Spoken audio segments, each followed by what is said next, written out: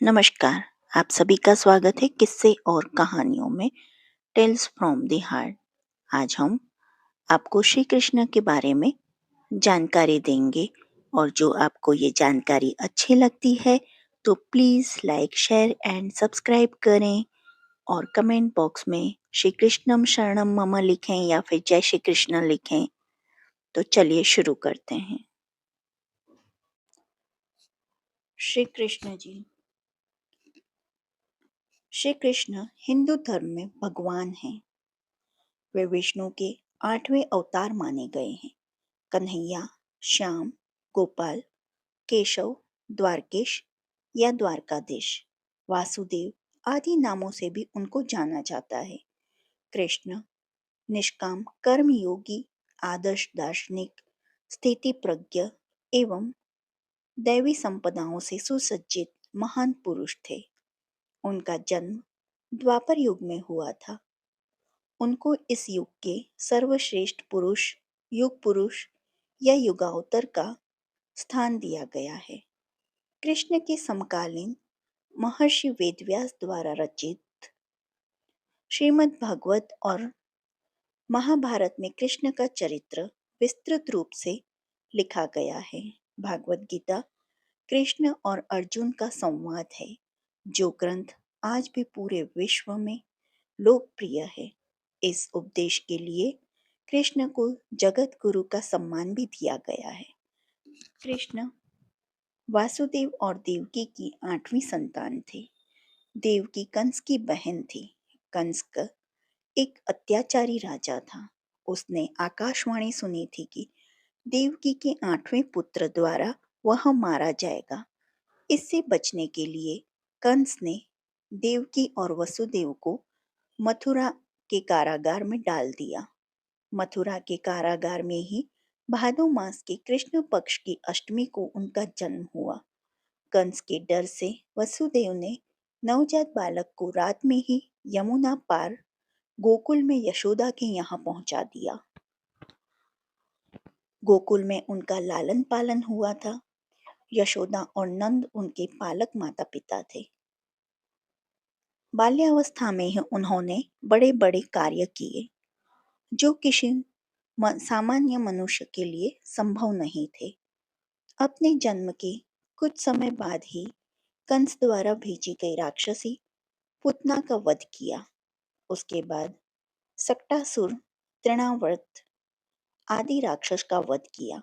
बाद में गोकुल छोड़कर नंदगांव आ गए।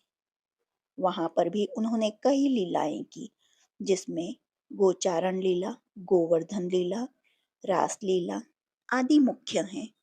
इसके बाद मथुरा में मामा कंस का वध किया। सौराष्ट्र में द्वारका नगरी की स्थापना की और वहां अपना राज्य बसाया। पांडवों की मदद की और विभिन्न संकटों से उनकी रक्षा की। महाभारत के युद्ध में उन्होंने अर्जुन के सारथी की भूमिका निभाई और रण क्षेत्र में ही उन्हें उपदेश दिया। 124 वर्षों के जीवन काल के बाद उन्होंने अपनी लीला समाप्त की। उनके अवतार समाप्ति के तुरंत बाद परीक्षित के राज्य का कालखंड आता है। राजा परीक्षित, जो अभिमन्यु और उत्तरा के पुत्र तथा अर्जुन के पौत्र थे, के समय से ही कलयुग का आरंभ माना जाता है। जीवन और कवंदिंतिया, अवतरण और महाप्रयाण।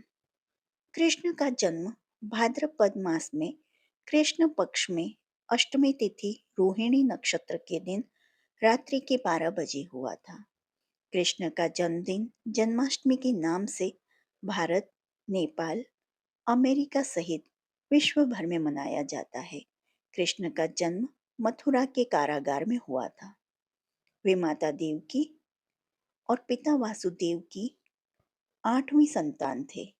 श्रीमद् भागवत के वर्णन अनुसार द्वापर युग में भोजवंशी राजा उग्रसेन मथुरा में राज करते थे।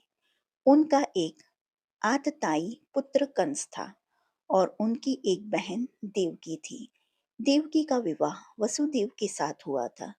कंस ने अपने पिता को कारागार में डाल दिया और स्वयं मथुरा का राजा बन गया।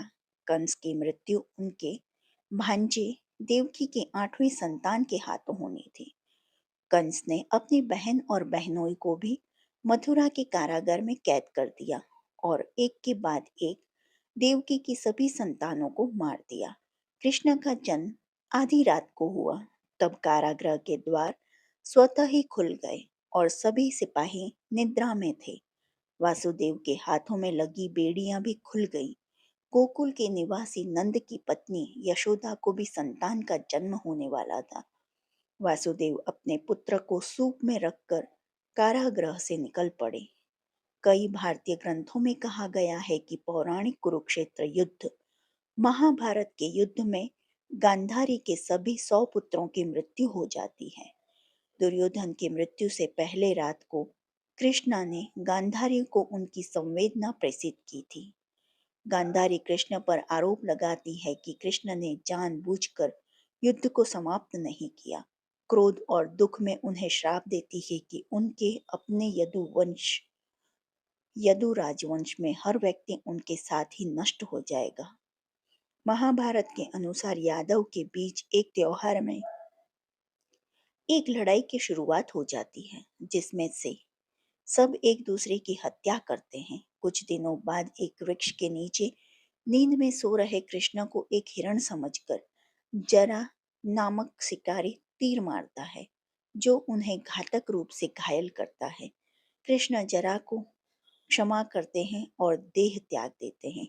गुजरात में भालका के तीर्थ स्थल उस स्थान को दर्शाता है जहाँ कृष्ण ने अपना अवतार समाप्त किया था तथा वापस वैकुंठ को गए।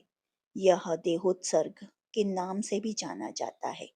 भागवत पुराण अध्याय 31 में कहा गया है कि उनकी मृत्यु के बाद कृष्ण अपने यौगिक एकाग्रता की वजह से सीधे वैकुंठ में लौटे। ब्रह्मा और इंद्र जैसे प्रतीक्षारत देवताओं को भी कृष्ण को अपने मानव अवतार छोड़ने और वैकुंठ लौटने के लिए मार्ग का पता नहीं लगा। बाल्यकाल और युवावस्था। कृष्ण ने देवकी और उनके पति चंद्रवंशी क्षत्रिय वासुदेव के यहाँ जन्म लिया। देवकी का भाई कंस नामक दुष्ट राजा था। पौराणिक उल्लेख के अनुसार देवकी के विवाह में कंस और भविष्यद्वक्ताओं ने बताया कि देवकी के पुत्र द्वारा उसका वध निश्चित है। कंस देवकी के सभी बच्चों को मारने की व्यवस्था करता है। तब कृष्ण जन्म लेते हैं। वासुदेव चुपके से शिशु कृष्ण को यमुना के पार ले जाते हैं और एक अन्य शिशु बालिका के साथ उनका आदान प्रदान करता है। जब कंस इस नवजात शिशु को मारने का प्रयास करता है, तब शिशु बालिका हिंदू देवी दुर्गा के रूप में प्रकट होती है तथा उसे चेतावनी देते हुए कि उनकी मृत्यु उसके राज्य में आ गई है, लोप हो जाती है। पुराणों में किंवदंतियों के अनुसार कृष्ण नंद और उनकी पत्नी यशोदा के साथ आधुनिक काल के मथुरा के पास पालने बढ़ते हैं। इन पौराणिक कथाओं के अनुसार कृष्ण के 2 भाई बहन भी रहते हैं, बलराम और सुभद्रा। कृष्ण का जन्म कृष्ण जन्माष्टमी के रूप में मनाया जाता है।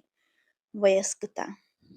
भागवत पुराण कृष्ण की 8 पत्नियों का वर्णन करता है, जो इस अनुक्रम में है: रुक्मणी, सत्यभामा, जामवंती, कालिंदी, मित्रवृंदा, नागंजिती, जिसे सत्य भी कहा जाता है, भद्रा और लक्ष्मणा, जिसे मद्रा भी कहते हैं, प्रकट होती हैं। डेनिस हडसन के अनुसार यह एक रूपक है। 8 पत्नियां उनके अलग पहलू को दर्शाती हैं। जॉर्ज विलियम के अनुसार वैष्णव ग्रंथों के कृष्ण की पत्नियों के रूप में सभी गोपियों का उल्लेख है, लेकिन यह सभी भक्ति एवं आध्यात्मिक संबंध का प्रतीक है और प्रत्येक के लिए कृष्ण पूर्ण श्रद्धेय हैं। उनकी पत्नी को कभी कभी रोहिणी, राधा, रुक्मणी, स्वामिनी जी या अन्य कहा जाता है। कृष्ण संबंधी हिंदू परंपराओं में वह राधा के साथ सबसे अधिक चित्रित होते हैं। उनकी सभी पत्नियों को उनके प्रेमिका राधा को हिंदू परंपरा में विष्णु की पत्नी देवी लक्ष्मी के अवतार के रूप में माना जाता है। गोपियों को राधा के कई रूप और अभिव्यक्तियों के रूप में माना जाता है। कुरुक्षेत्र का महाभारत युद्ध। महाभारत के अनुसार कृष्ण कुरुक्षेत्र युद्ध के लिए अर्जुन के सारथी बनते हैं, लेकिन इस शर्त पर कि वह कोई भी हथियार नहीं उठाएंगे। दोनों के युद्ध के मैदान में पहुंचने के बाद और यह देखते हुए कि दुश्मन उसके अपने परिवार के सदस्य, उनके दादा और उनके चचेरे भाई और प्रियजन हैं, अर्जुन क्षोभ में डूब जाते हैं और कहते हैं कि उनका हृदय उन्हें अपने परिजनों से लड़ने और मारने की अनुमति नहीं देगा। वह राज्य को त्यागने के लिए अपने गांडीव अर्जुन के धनुष को छोड़ने के लिए तत्पर हो जाते हैं। कृष्ण तब उसे जीवन, नैतिकता और नश्वरता की प्रकृति के बारे में ज्ञान देते हैं। जब किसी को अच्छे और बुरे के बीच युद्ध का सामना करना पड़ता है, तब परिस्थिति की स्थिरता, आत्मा की स्थायिता और अच्छे बुरे का भेद ध्यान में रखते हुए कर्तव्यों और जिम्मेदारियों को निभाते हुए वास्तविक शांति की प्रकृति और आनंद और विभिन्न प्रकार के योगों को आनंद और भीतर की मुक्ति के लिए ऐसा युद्ध अनिवार्य होता है। कृष्ण और अर्जुन के बीच बातचीत को भगवत गीता नामक एक ग्रंथ के रूप में प्रस्तुत किया गया है। श्रीमद् भगवत गीता। कुरुक्षेत्र की युद्ध भूमि में श्री कृष्ण ने अर्जुन को जो उपदेश दिया था, वह श्रीमद् भागवत गीता के नाम से प्रसिद्ध है। सभी हिंदू ग्रंथों में श्रीमद् भागवत गीता का सबसे महत्वपूर्ण माना जाता है, क्योंकि इसमें एक व्यक्ति को जीवन का सार और इसमें महाभारत काल से द्वापर तक कृष्ण की सभी लीलाओं का वर्णन है। ऐसी मान्यता है कि यह महर्षि वेदव्यास द्वारा रचित है। हालांकि इसमें कोई प्रमाण नहीं है, लेकिन भगवत गीता एक पुस्तक है जो अर्जुन और उनके सारथी श्री कृष्ण के बीच वार्तालाप पर आधारित है। गीता में सांख्य योग, कर्म योग, भक्ति योग, राजयोग, एक ईश्वरावाद आदि पर बहुत ही सुंदर तरीके से चर्चा की गई है। संस्करण और व्याख्याएं। कृष्ण की जीवन के कई संस्करण हैं, जिनमें से 3 का सबसे अधिक अध्ययन किया गया है। हरिवंश, भगवत पुराण और विष्णु पुराण। ये सब मूल कहानी को ही दर्शाते हैं, लेकिन उनकी विशेषताओं, विवरण और शैलियों में काफी भिन्नता है। सबसे मूल रचना हरिवंश को एक यथार्थवादी शैली में बताया गया है, जो कृष्ण के जीवन को एक गरीब ग्वाले के रूप में बताता है, लेकिन काव्यात्मक और अलौकिक कल्पना से ओतप्रोत है। यह कृष्ण की अवतार समाप्ति के साथ समाप्त नहीं होती। कुछ विवरणों के अनुसार विष्णु पुराण की 5वीं पुस्तक हरिवंश के यथार्थवाद से दूर हो जाती है और कृष्ण को रहस्यमय शब्दों और स्तंभों में आवरण करती हैं। कई संस्करणों में विष्णु पुराण की पांडुलिपियां मौजूद हैं। भागवत पुराण की 10वीं और 11वीं पुस्तकों को व्यापक रूप से एक कविष्ट कृति माना जाता है, जो कि कल्पना और रूपकों से भरा हुआ है। हरिवंश में पाए जाने वाले जीवों के यथार्थवाद से कोई संबंध नहीं है। कृष्ण के जीवन को एक ब्राह्मण्य नाटक लीला के रूप में प्रस्तुत किया गया है, जहां उनके पिता धर्म गुरु नंद को एक राजा के रूप में पेश किया गया था। कृष्ण का जीवन हरिवंश में एक इंसान के करीब है, लेकिन भागवत पुराण में एक प्रतीकात्मक ब्रह्मांड है, जहां कृष्ण ब्रह्मांड के भीतर हैं और इसके अलावा साथ ही ब्रह्मांड ही हमेशा से है और रहेगा। कई भारतीय भाषाओं में भागवत पुराण पांडुलिपियां कई संस्करणों में भी मौजूद हैं। श्री कृष्ण लीला। कृष्ण भगवान की संपूर्ण जीवन गाथा श्री कृष्ण लीला अध्यात्म की सबसे प्रसिद्ध कथाओं में से एक है। कृष्ण को लोग बिल्कुल अलग अलग रूपों में देखते हैं। आइए पढ़ते हैं कृष्ण की कहानियां और जानते हैं कि दुर्योधन, शकुनी और शिखंडी जैसे लोग उनके बारे में क्या कहते थे। साथ ही जानते हैं उनकी कुछ लीलाएं। सद्गुरु कृष्ण इतने बहुआयामी थे कि उनके आसपास रहने वाले लोगों ने उन्हें बिल्कुल अलग अलग रूप में देखा था। आइए जानते हैं कि दुर्योधन, शकुनी और शिखंडी जैसे लोग उनके बारे में क्या कहते थे। साथ ही जानते हैं उनकी कुछ लीलाएं। कृष्ण एक बहुत नटखट बच्चे थे। वे एक बांसुरी वादक और बहुत अच्छा नाचते भी थे। वे अपने दुश्मनों के लिए भयंकर योद्धा हैं। कृष्ण एक ऐसे अवतार हैं जिनसे प्रेम करने वाले हर घर में मौजूद हैं। वे एक चतुर राजनेता और महायोगी भी हैं। वो एक सज्जन पुरुष हैं और ऐसे अवतार हैं जो जीवन के हर रंग को अपने भीतर समाये हुए हैं। जानते हैं उनके आसपास के लोग उन्हें किस रूप में देखते थे। श्री कृष्ण के बारे में दुर्योधन, शकुनी और अन्य की क्या राय थी। दुर्योधन: कृष्ण को अलग अलग लोगों ने अलग अलग तरीकों से देखा और अनुभव किया है। इसे समझने के लिए दुर्योधन का उदाहरण लेते हैं। वह अपनी पूरी जिंदगी एक खास तरह की स्थितियों में घिरा रहा। इतिहास उसे एक ऐसे शख्स की तरह देखता है जो बहुत ही गुस्सैल, लालची और असुरक्षित था। वह हमेशा ही सबसे ईर्ष्या करता रहता, सबका बुरा चाहता रहता। अपनी ईर्ष्या और लालच में उसने जो भी काम किए वे उसके और उसके कुल को विनाश की वजह बन गए। ऐसा दुर्योधन कृष्ण के बारे में कहता है। कृष्ण एक बहुत ही आवारा और मूढ़ व्यक्ति है जिसके चेहरे पर हमेशा एक शरारती मुस्कान रहती है। वह खा सकता है, पी सकता है, गा सकता है, प्रेम कर सकता है, झगड़ा कर सकता है, बड़े उम्र की महिलाओं के साथ वह गप्पे मार सकता है और छोटे बच्चों के साथ खेल भी सकता है। ऐसे में कौन कहता है कि वह ईश्वर है। शकुनी: महाभारत का एक ही और चरित्र शकुनी। शकुनी को कपट और धोखेबाज का प्रतीक माना जाता है। वह कहता है, अगर हम मान लें कि वह भगवान है तो इससे क्या फर्क पड़ता है। आखिर भगवान कर क्या सकता है। भगवान बस अपने उन भक्तों को खुश कर सकता है जो उसकी पूजा करते हैं और उसे प्रसन्न रखते हैं। होने दो उसे भगवान, लेकिन मैं तो उसे बिल्कुल पसंद नहीं करता। जब आप किसी को बिल्कुल पसंद नहीं करते तब भी आपको उसकी प्रशंसा करनी चाहिए।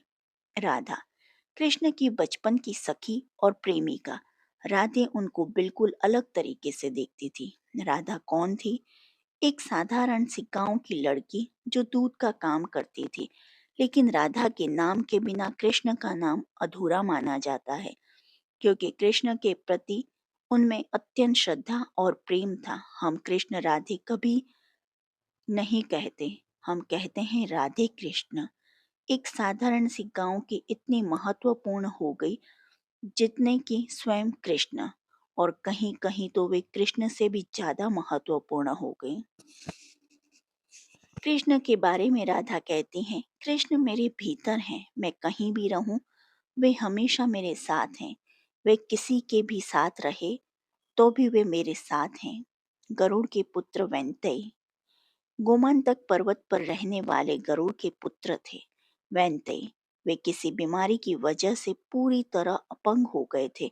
जब वे कृष्ण से मिले तो उनकी बीमारी पूरी तरह से ठीक हो गई और वे अपने दम पर चलने लगे। वे कहते हैं, मेरे लिए तो कृष्ण भगवान है।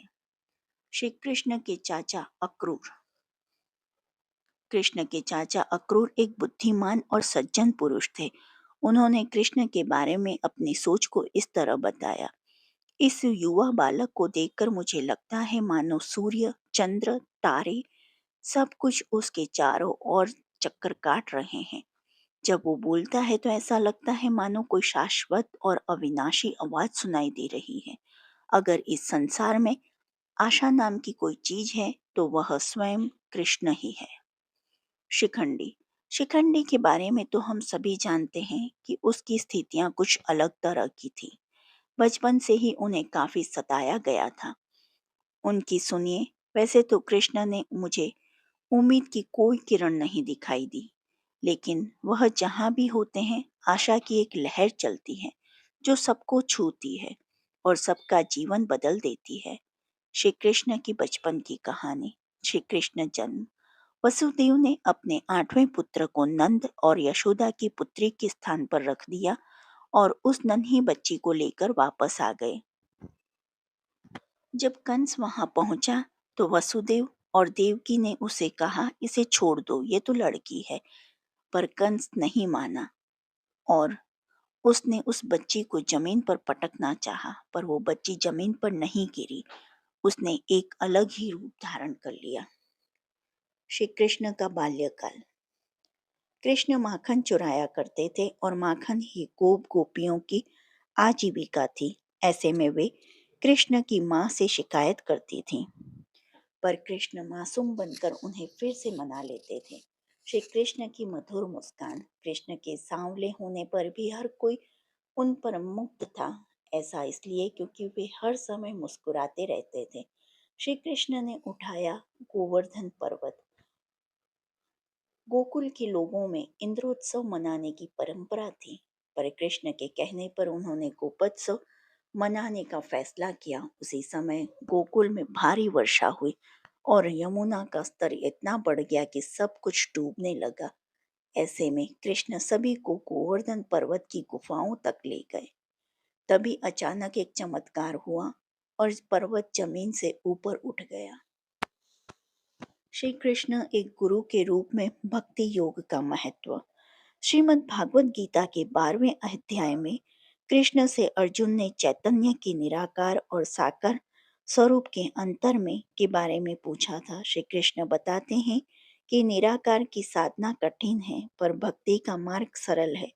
वे अर्जुन को बताते हैं कि अगर वो पूरे विश्वास के साथ उनमें मन लगाए तो वो मुक्ति को प्राप्त हो जाएंगे। मृत्यु के पल का महत्व। श्री कृष्ण अर्जुन को समझाते हैं कि मृत्यु के समय जो भी मनुष्य उन्हें याद करते हैं, वे अपना शरीर त्यागता है, वे उन्हें प्राप्त हो जाता है। सद्गुरु हमें आखिरी पल पर उठाने वाले विचारों का महत्व समझाते हैं और बताते हैं कि मुक्ति को पाने के लिए अंतिम समय में कैसे भीतरी स्थिति की जरूरत होती है। श्री कृष्ण भक्तों को क्यों झेलने पड़े कष्ट। बलराम ने एक बार कृष्ण से प्रश्न पूछा कि तुम्हारे होते हुए हमें इतने कष्ट क्यों झेलने पड़ रहे हैं। इस पर श्री कृष्ण उन्होंने आध्यात्मिक पद की प्रकृति के बारे में समझाया। ये बता रहे हैं कि एक बार पद पर आने के बाद किसी तरह अपने कर्म तेजी से चलते हैं और आप जीवन को हर रूप में बहुत तीव्रता से अनुभव करते हैं। श्री कृष्ण का जीवन। भगवान श्री कृष्ण की साधना। एक साधक ने सद्गुरु से प्रश्न पूछा कि भगवान कृष्ण ने अपने जीवन में क्या साधना की थी। सद्गुरु हमें बता रहे हैं कि कृष्ण जीवन के हर पल आनंदित और चेहरे पर मुस्कान लिए रहते थे। यही उनकी साधना थी। इसके अलावा वे हमें उस साधन के बारे में भी बता रहे हैं जो कृष्ण ने गुरु संदीपनी से के सानिध्य में की थी। श्री कृष्ण का ब्रह्मचर्य और उनकी लीलाएं। भगवान कृष्ण ने गोपियों के साथ रास लीलाएं रचाई, पर फिर उन्होंने कुछ वर्ष ब्रह्मचारी का जीवन भी जिया था। सद्गुरु हमें बता रहे हैं कि ब्रह्मचार्य का जीवन जीने का मतलब है मैं और तुम का फर्क न होना। कृष्ण में ये गुण बचपन से ही था। जब उन्होंने माता यशोदा को अपने मुख में पूरे ब्रह्मांड के दर्शन कराए थे। जरासंध और शिशुपाल का अंत। शिशुपाल कृष्ण की बुआ का बेटा था। उसे कृष्ण से बहुत ईर्ष्या थी। वो हमेशा कृष्ण को अपशब्द कहता रहता था। कृष्ण ने वचन दिया कि वे उसकी 99 गलतियां माफ कर देंगे, पर एक और गलती उन पर वे खुद को नहीं रोक पाएंगे। एक दिन शिशुपाल भीष्म और उनकी माता गंगा के बारे में अपशब्द कहने लगे और उसकी 100वीं गलती थी। श्रीगला वासुदेव का अंत। करावीपुर का राजा श्रीगाला वासुदेव खुद को भगवान का अवतार मानता था।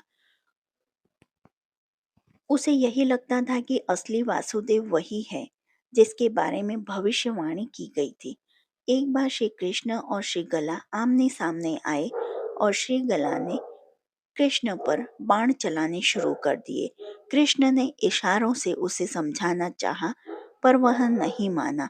आखिरकार कृष्ण ने सुदर्शन चला दिया। श्री कृष्ण लीला की कहानी। कृष्ण के जीवन में महिलाएं। श्री कृष्ण और राधे। कृष्ण ने राधे से विवाह करने का फैसला अपने माता पिता को बता दिया था, लेकिन फिर गुरु गार्गाचार्य ने जब ये बताया कि वे तारनहार हैं, तो उनके भीतर एक रूपांतर हुआ और उन्होंने अपना फैसला बदल दिया।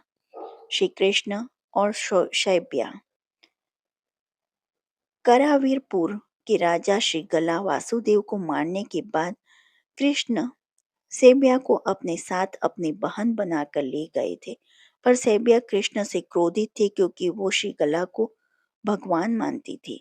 श्री कृष्ण ने उसे श्री गला की एक मूर्ति भेंट की और उसकी पूजा करने को कहा। फिर धीरे धीरे उसमें रूपांतरण आने लगा। श्री कृष्ण और यशोदा। जब कृष्ण छोटे बालक थे तब यशोदा के भीतर मातृत्व का प्रेम पूर्ण भाव था, लेकिन कृष्ण जब एक युवा के रूपांतरित हुए तो यशोदा भी एक गोपी की तरह उनसे जुड़ गई। श्री कृष्ण और रुक्मणी। रुक्मणी ने कृष्ण को तब देखा जब वे 12 वर्ष की थी। उसी समय रुक्मणी ने यह निर्णय लिया था कि वे श्री कृष्ण से ही विवाह करेंगी, लेकिन उसके घर वालों ने रुक्मणी का कहीं और विवाह करने का फैसला किया और आखिरकार कृष्ण ने उन्हें उस स्थिति से निकाला। श्री कृष्ण की कृपा। द्रौपदी का चीरहरण बचाया श्री कृष्ण ने। पांडवों और कौरवों के बीच जुए के खेल में हार जाने के बाद दुशासन ने द्रौपदी का चीरहरण करने का प्रयास किया। उस समय कृष्ण वहां मौजूद नहीं थे, वे द्वारका में थे। सद्गुरु हमें बता रहे हैं कि अगर शिष्य दीक्षित हो तो कैसे कृपा गुरु की मौजूदगी के बिना भी काम कर सकती है। वे बताते हैं कि ऐसा जरूरी नहीं कि जिसके माध्यम से कृपा कार्य कर रही है उसे उस समय इस बात की जानकारी हो। श्री कृष्ण का नीला रंग। कृष्ण को जहाँ भी चित्रित किया जाता है उन्हें नीले रंग का दर्शाया जाता है। सद्गुरु हमें बता रहे हैं कि नीला रंग कृष्ण से जुड़ा है। वह बता रहे हैं कि समस्त ब्रह्मांड को समाहित करने की उनकी क्षमता के कारण उनका आभा मंडल नीला हो गया था। श्री कृष्ण की त्रिवक्रा पर कृपा। त्रिवक्रा मथुरा में रहती थी और वो किसी बीमारी की वजह से अपंग हो गई थी। उसे किसी ने बताया कि वसुदेव पुत्र श्री कृष्ण तारणहार हैं और वे उसे मुक्त कर सकते हैं। सद्गुरु हमें बता रहे हैं कि कैसे त्रिवक्रा ने कृष्ण को देखते ही पहचान लिया और फिर कृष्ण ने उसके अंगों को ठीक कर दिया। क्यों झेलने पड़ते थे कृष्ण को कष्ट? एक साधक ने प्रश्न पूछा कि अवतारी पुरुष जैसे कृष्ण और शिव भी कष्ट झेलते हैं। मनुष्य के ऊपर कष्ट उनके प्रारब्ध की वजह से आते हैं, फिर अवतारों के जीवन में कष्ट क्यों आते हैं? सद्गुरु बता रहे हैं कि शरीर धारण करने पर वे भी भौतिक जगत के नियमों के अंतर्गत आ जाते हैं। श्री कृष्ण भक्त मीराबाई की कथा। मीराबाई को उनकी माँ ने बचपन में कृष्ण की छवि की ओर इशारा करते हुए कहा था, ये तुम्हारे पति हैं। उस दिन से ही मीरा ने उन्हें अपना पति मान लिया और ये भक्ति इतनी गहरी हुई कि विष का प्याला भी उन पर बेअसर हो गया। सद्गुरु हमें मीराबाई के जीवन की कथा और उनके मेड़ता और चित्तौड़ से वृंदावन और द्वारका के सफर के बारे में बता रहे हैं।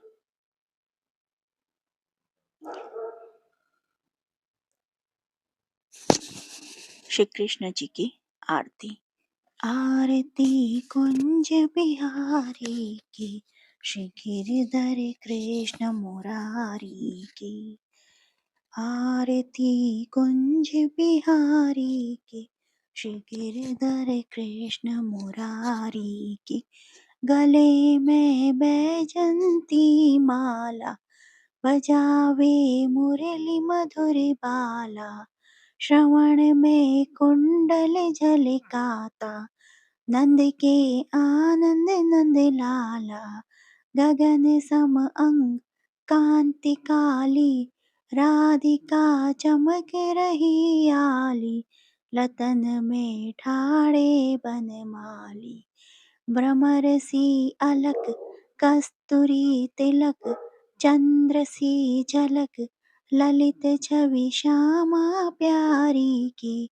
श्री गिरधर कृष्ण मुरारी की, कनकमय मोर मुकुट बिलसे। देवता दर्शन को तरसे, गगन सो सुमन राशि बरसे। बजे मुरचंग मधुर मृदंग, ग्वालिन संग अतुल रति गोप कुमारी की। श्री गिरधर कृष्ण मुरारी की, जहाँ ते प्रकट भई गंगा, कलुष काली हारिण श्री गंगा। स्मरण ते होते महाभंगा, बसी शिव शिष जटा के बीच। हरे अघ कीच चरण सभी श्री बनवारी की। श्री गिरधर कृष्ण मुरारी की, चमकती उज्ज्वल तट रेणु, बज रही वृंदावन बेनु। चहु दिसि गोपी ग्वाल देनु, हंसत मुरदंग चांदनी चंद। कटत भव फंद, टेर सुनीद नवक बिखारी की। श्री गिरधर कृष्ण मुरारी की। श्री कृष्ण चालीसा। दोहा। बंशी शोभित कर मधुर, नील जलद तन श्याम। अरुण अधर जनु, बिंबा फल पीताम्बर शुभ साज। जय मन मोहन मदन छवि, कृष्ण चंद्र महाराज। करहु कृपा हे रवि तनय, राखहु जन की लाज। श्री कृष्ण चालीसा। बंशी शोभित कर मधुर, नील जलद तन श्याम। अरुण अधर जनु बिंबा फल पीताम्बर शुभ साज। जय मन मोहन मदन छवि, कृष्ण चंद्र महाराज। करहु कृपा हे रवि तनय, राखहु जन की लाज। जय यदुनंदन जय जगवंदन, जय वासुदेव देवकी नंदन। जय यशोदा सुत नंद दुलारे, जय प्रभु भक्तन के तारे। जय नटनागर नाग नथैया, कृष्ण कन्हैया धेनु चरैया। पूनी नख पर प्रभु गिरवर धारो, आओ नेनन कष्ट निवारो। वंशी अधुर आधर धरी तेरी, होवे पूर्ण मनोरथ मेरो। आओ हरि पूर्णी माखन चाखो, आज लाज भारत की राखो। गोल कपोल चिबुक अरुणारे, मृदु मुस्कान मोहिनी डारे। रंजित राजीव नयन विशाला, मोर मुकुट वैजंती माला। कुंडल श्रवण पितपट आछे, कटी किंकणी काछन काछे। नील जलज सुंदर तनु सोहे, छवि लखी सुर नर मनुमन मोहे। मस्तक तिलक अलक घुंघराले, आओ कृष्ण बांसुरी वाले। करी पय पान पुतनहि तार्यो, अका बका कगासुर। अका बका कागासुर मार्यो, मधुवन जलत अग्नि जब ज्वाला। भय शीतल लखी तहि नंदलाला, सुरपति जब ब्रिज चढ़ायो रिसाई। मसूर धार वारी वर्षाई, लगत लगत ब्रिज चहन बहायो। गोवर्धन नखधारी बचायो, लखी यशोदा मन भ्रम अधिकाई। मुख महम 14 भुवन दिखाई, दुष्ट कंस अति उधम मचायो। कोटि कमल जब फूल मंगायो, नाथी काली यहीं तब तुम लीन्हे। चरण चिन्ह दे निर्भय कीन्हे, करी गोपिन संग रास विलासा। सबकी पूर्ण करई अभिलाषा, केतिक महा असुर संहार्यो। कंसहि केस पकड़ी दे मार्यो, मात पिता की बंदी छुड़ाई, उग्रसेन कहम राज दिलाई। मही से मृतक छहो सूत लायो, मातु देव के शोक मिटायो। भौमासुर मुर दैत्य संहारी, लाए शतदश सहस कुमारी। दय भीन्हि तृण चीर संहारा, जरा सिंधु राक्षस कहम मारा। असुर बकासुर आदिक मार्यो, भक्तन के तब कष्ट निवार्यो। दिन सुदामा के दुख टार्यो, तंदुल तिन मुख डार्यो। प्रेम की साग विदुर घर मांगे, दुर्योधन के मेवा त्यागे। लखी प्रेम की महिमा भारी, ऐसे श्याम दिन हितकारी। भारत के पारथ रथ हाके, लिए चक्र कर नहीं बल ताके। निज गीता के ज्ञान सुनावे, भक्तन हृदय सुधा वर्षाए। मीरा थी ऐसी मतवाली, विष पी गई बजाकर ताली। राणा भेजा सांप पिटारी, शालीग्राम बने बनवारी। निज माया तुम विदही दिखायो, उड़ते संशय शकल मिटायो। तब शत निंदा करी तत्काला, जीवन मुक्त भयो शिशुपाला। जब हिम द्रौपदी टेर लगाई, दीनानाथ लाज सब आई। तुरत ही वसन बने नंदलाला, बढ़े चीर भय अरि मुख मुक्काला। आस नाथ के नाथ कन्हैया, डूबत भंवर बचावत नैया।